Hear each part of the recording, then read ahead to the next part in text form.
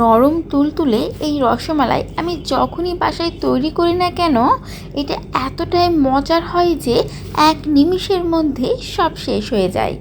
এটা যে কতটা ইয়ামি আর নরম তুলতুলে হয়েছে দেখে তো নিশ্চয়ই বুঝতেই পারছেন।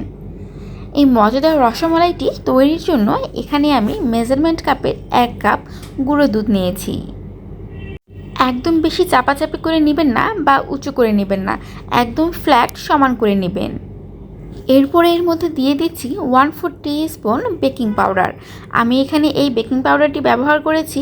আর অবশ্যই রসমালাইয়ে ভালো মানের বেকিং পাউডার ব্যবহার করার চেষ্টা করবেন, তা না হলে আপনার রসমালাই কিন্তু শক্ত হয়ে যাবে।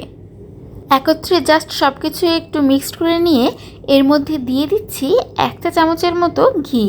প্রতিদিন একটু একটু করে কিভাবে দুধের স্বর জমিয়ে বাড়িতেই খাঁটি গাওয়া ঘি তৈরি করবেন তার একটা রেসিপি কিন্তু আমার চ্যানেলে অলরেডি দেওয়া আছে। ঘি দেওয়ার পরে সব কিছু একত্রে মিক্সড করে নিয়েছি।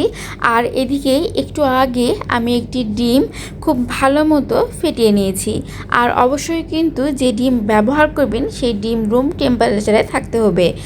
আর এই ডিম কিন্তু পুরোটা একবারে দেওয়া যাবে না, একবারে দিলে কিন্তু ডোটা বেশি নরম হয়ে যেতে পারে। এজন্য এভাবে অল্প অল্প করে এই দুধের এই মিক্সচারের মধ্যে দিব আর খুব ভালো মতো মেখে নিব। এক কথায় খুব স্মুথ একটা ডো আমাদের তৈরি করে নিতে হবে। এই যে দেখুন আমার এতটুকু ডিম কিন্তু লাগেনি। এখন একটি ঢাকনার সাহায্যে এভাবেই আমি ঢেকে রেখে দিব 5 থেকে 10 মিনিটের জন্য।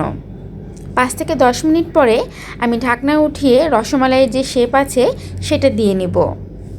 আর একটু ছোট করেই আমাদের তৈরি করে নিতে হবে, কারণ এটা আমরা যখন রান্না করব তখন কিন্তু ফুলে প্রায় দ্বিগুণ হয়ে যাবে। আগামীতে ঠিক এমন আরও নতুন রেসিপি দেখতে আর এই চ্যানেল দ্বারা আপনারা যদি উপকৃত হয়ে থাকেন তাহলে ইউটিউব থেকে যারা দেখছেন তারা সাবস্ক্রাইব করবেন, আর যারা ফেসবুক থেকে দেখছেন তারা কাইন্ডলি ফলো করে দিবেন। এরপরে আমরা যে প্যান বা হাঁড়িতে রান্না করব সেখানে আমি সরাসরি নিয়ে নিচ্ছি 1 কেজি গরুর দুধ। এই দুধ আমি আগে থেকে 2-1টা বলক তুলে জাল করে নিয়েছিলাম।